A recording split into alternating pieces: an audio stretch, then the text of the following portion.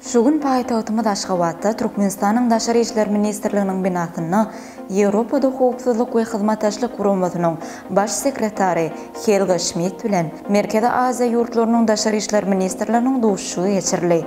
Oňa tawatan media topary hem gatnaşdy. Ýewropada howpsuzlyk we hyzmatdaşlyk guramasynyň baş sekretary Helga Schmidt bilen Merkezi Aziýanyň döwletleriniň Türkmenistanyň ministrler kabinetiniň başlygynyň orunbasary Daşary işler ministri Raşid Meredowyň, Gazaqstan Respublikasynyň premier ministriniň orunbasary Daşary işler ministri Murat Nurtleýewiň, Özbekistan Respublikasynyň Daşary işler ministri Bagtyar Saýydowyň, Täjikistanyň Daşary işler ministri Sirojetdin Muhreddiniň we Kyrgyz Respublikasynyň Türkmenistana adatdan naşary we dowul ygtyýarly ilçisi Azizbek Madramowyň gatnaşmagyna duşuşyk geçirildi. Onuň marşyna Ýewropada howpsuzlyk we hyzmatdaşlyk guramasy bilen Merkezi Aziýa döwletleriniň arasyndaky hyzmatdaşlyk gatnaşyklary aralyk maslahatlaşyldy.